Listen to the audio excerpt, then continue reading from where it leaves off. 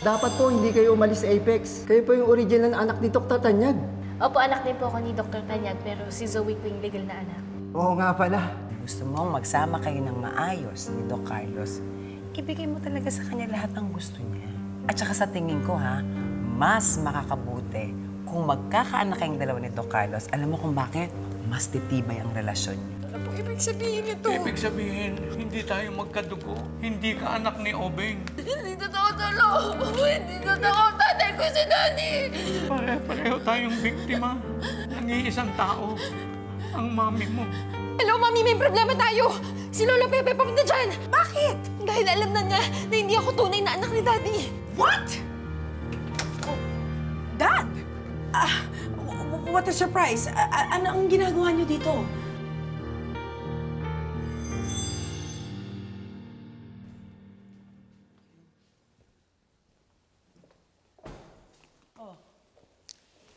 Ate, kausapin ko lang si Dean.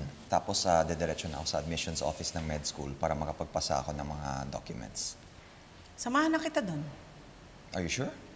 Yeah, I'd like to see this through. Okay.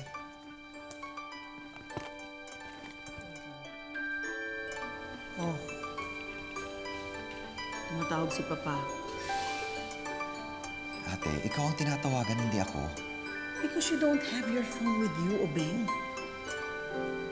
Mamaya nang alis ng Papa papuntang US, hindi mo pa ba i-share sa kanya yung news na matatanggap ka na uli sa med school?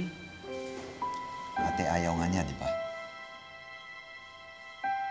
Alam mo, understanding naman ang tatay natin eh. You know, I remember when I got pregnant. Natakot lang talaga akong sabihin sa kanya eh.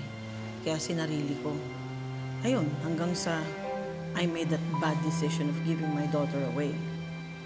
Pero alam mo, nung nalaman ng papang ginawa ko, naintindihan niya yung pinagdaanan ko. O Ben, nag-mellow down naman na si Papa. Nagbago na siya. Siguro nga kung sinabi ko sa kanya tungkol sa pregnancy ko ng mas maaga, baka malamang hanggang ngayon kasama ko pa rin yung anak ko. Sige ate, pag-isipan ko.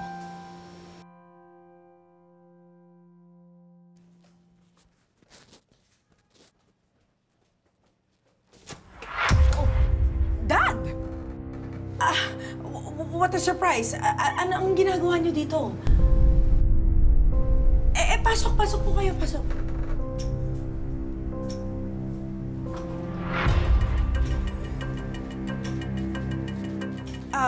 Can I offer you something to drink? Coffee or water, Dad? Huwag mo nga ako madad-dad. Ano ba yung pinanggagalaiti niyo? Huwag mo sabihin hindi mo alam kung bakit ako galit na galit. Dad, hindi naman ako manghuhula. Tungkol saan po ba to? Kung tungkol sa Apex, alam niyo naman, nag-sorry na ako sa inyo, di ba? Mami! Oh, Mami! bakit nandito ka? Hindi ba sabi ko hintayin mo muna si Obeng? Lo, gusto ko kasing malaman yung totoo mula kay Mami. Anong katotohanan ba yung sinasabi mo? Mami, umamin ka na lang! Sabihin mo na yung totoo! Hindi ko maintindihan!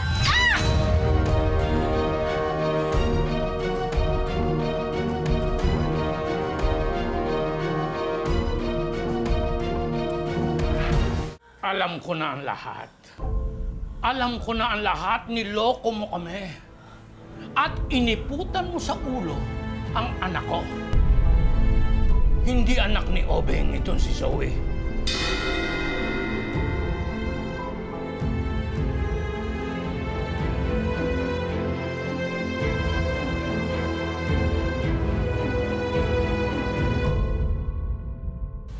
Let me call your phone. Bakit mo tatawagan yung phone ko? To prove a point? O ayan, nagri-ring na.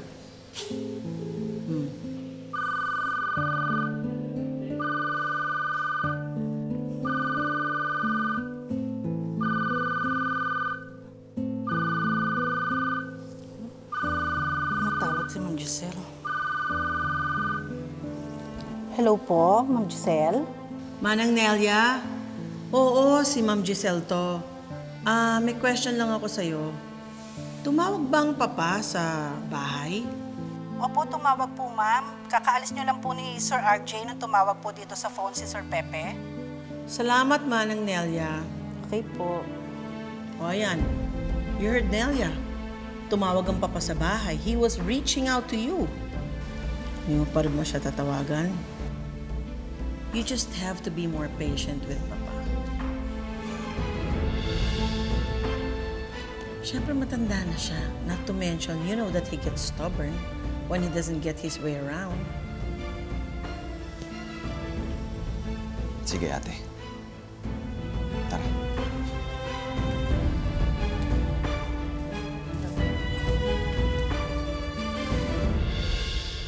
Mami, sabihin mo sa akin na masamang panaginip lang to! Na si Daddy pa rin yung totoo kong tatay! Zoe, ano ba yung sinasabi mo? Mami naman, please! Sabihin mo sa akin si Daddy pa talaga yung totoo kong tatay. Sino yung totoo kong tatay? Zoe, tantanan mo na ako, ha? Hindi ako makapag-isip. Nalilito na ako, eh! Eh, bakit ka malilito? Eh, ikaw ang pasimuno ng lahat ng ito. At hindi lang si Obeng ang niloko mo, kundi pati ako, pati ang anak mo. Teka, saan nyo ba nakuha yung idea na linoko ko si Robert at hindi nga anak si Zoe? Ito, Mami. Ito. Mami, DNA test results to. Pina-DNA ako ni Lolo. At yan ang katibayan na hindi anak ni Obeng itong si Zoe.